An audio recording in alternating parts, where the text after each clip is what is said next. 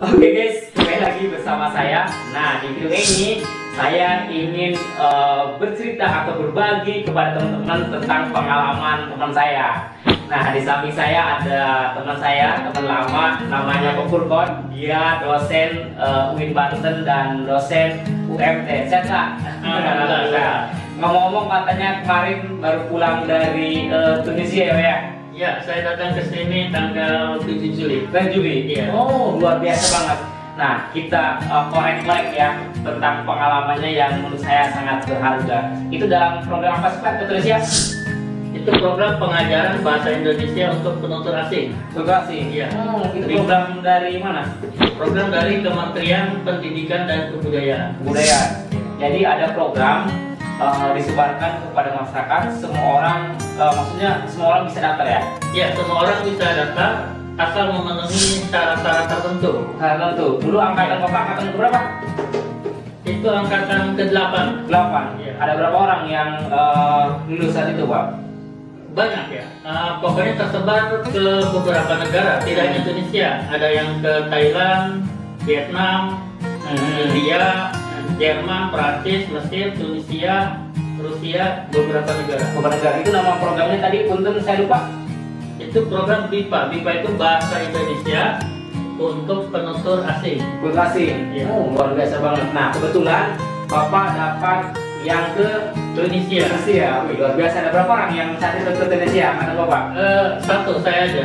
Bapak aja? Iya. Oh, kenapa nggak milih negara yang kayak Prancis gitu, Pak? Spanyol? Iya.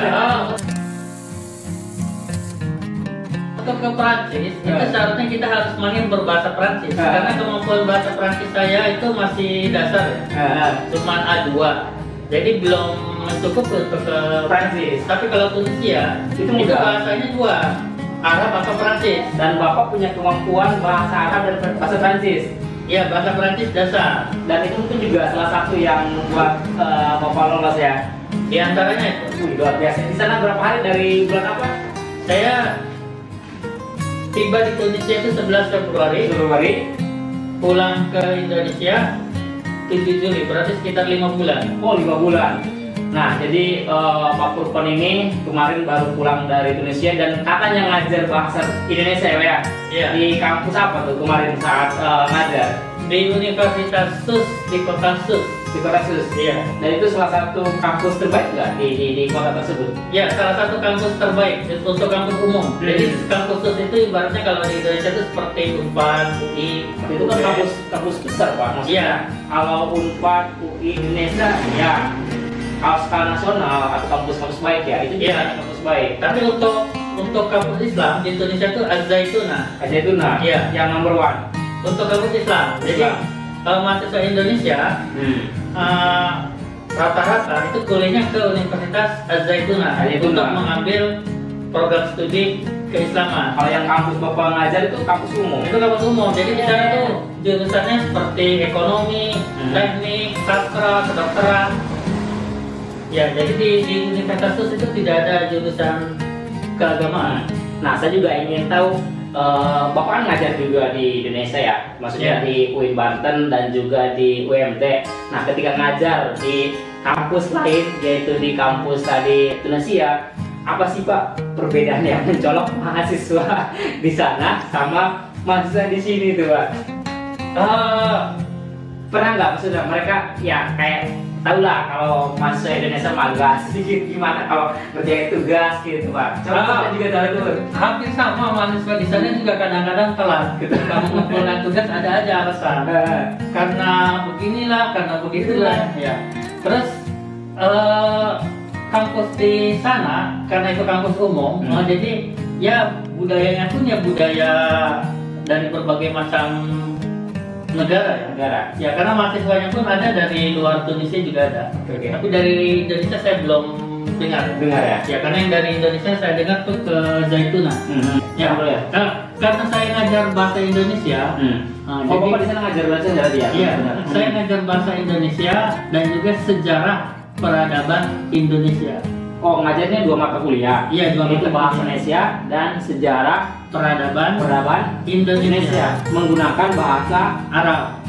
bahasa Arab. Pengantarnya bahasa Arab. Pengantarnya bahasa Arab. Terus yang bahasa Indonesianya, oh ada belajar bahasa Indonesia itu ya? Ya, untuk mata kuliah bahasa Indonesia, ya tentu saya lebih memotivasi mahasiswa untuk menggunakan bahasa Indonesia. Tapi ketika mereka tidak paham, saya pun akhirnya menerjemahkan ke dalam bahasa Arab. Bahasa Arab, karena bahasa nasional mereka bahasa Arab juga. Iya, bahasa utamanya bahasa Arab. Bahasa kedua bahasa Prancis. Mereka karena menggunakan bahasa kedua karena mereka pernah dijajah oleh Prancis. Semester berapa yang diajar, Pak? Waktu itu saya mengajar tingkat 2 dan tingkat 3. Tingkat 2 itu berarti semester 4, sedangkan tingkat 3 berarti semester 6. Luar biasa banget ya. Nah, selain terkait pembiayaan oleh pemerintah setempat saat ini tuh berarti secara 6 bulan itu dibiayai hidupnya ya, Bapak, maksudnya digaji juga sama pemerintah saat itu ya. Biar yang lain yang termotivasi untuk daftar juga, Pak. Kalau gaji lumayan kan, saya juga ingin daftar. Iya, lumayan. Iya. Cukup lah. Cukup. Berarti homestay terus kebutuhan sehari juga dibayar oleh pemerintah saat itu ya? Iya, cukup. Jadi untuk kos-kosan saya dibantu oleh pihak KBRI. KBRI? Iya, diantar untuk mencari kos-kosan. Tapi yang milih saat itu Bapak Pak KBRI? KBRI, karena pengajar sebelumnya juga tinggal di situ. Oh, tinggal di situ. Baik. Nah, selain Bapak ngajar, otomatis Bapak juga mungkin keliling ke berbagai kota di Indonesia. Kan saya juga, Pak, udah ke sana nggak keliling gitu. Ke kota mana aja, Pak? Ya, saya pertama tentu ke ibu kota Tunis. Apa namanya? Nama kotanya kota Tunis. Jadi Tunisia itu nama negara, ibu kotanya itu Tunis. Ya. Jadi mengambil nama negara, mengambil juga nama ibu kota. Iya. Oh, mirip. Nama Pak bisa demikian kan di negara-negara lain mah. Indonesia misalkan, Jakarta, Malaysia, Kuala Lumpur misalkan. Saya sejarah nggak tuh? Saya juga kurang tahu. Pokoknya ibu kotanya namanya Tunis, nama negaranya Tunisia. Berarti Bapak ke kota Tunisia, terus kota Tunis, bukan Tunisia. Oh, Tunis. Iya. Kota Tunis, terus ke kota Monastir ya. Terus Elgin, terus ke Kairouan. Ya, pernah juga ke kota Bizerte. Berarti ada 4 atau 5 kota aja? 5, sama Sus 6. Sama Sus, tempat tinggal saya 6 di kota Sus 6. Nah, berarti saat keliling menggunakan transportasi umum ya, tentu saja ya? Tentu, saya menggunakan kereta api atau bis. Ya. Oh, nah saya juga ingin tanya, masyarakat di sana bisa nggak tuh berbahasa Inggris dengan lancar gitu kan? Apakah hanya orang-orang akademisi aja? Kan di Indonesia masyarakat biasa bahasa Inggris kurang. Ketika ada warga asing ke sini, mereka kewalahan kan? Ketika ngobrol sama penduduk di sana, mereka bahasa Inggris oke. Di sana bahasa Inggris juga kurang. Sama kayak yang lebih familiar malah bahasa Prancis. Bahasa Prancis. Iya. Jadi penduduk lokal di sana bisa juga berbahasa Prancis. Maksudnya masyarakat menengah ke bawah. Secara umum bisa. Contohnya, ketika saya naik bis, itu supirnya hanya bisa berbicara bahasa Arab dan Prancis. Begitu juga para pedagang, tukang cukur, itu mereka lancar berbahasa Prancis. Karena bahasa Prancis banyak digunakan di Tunisia sebagai bahasa kedua.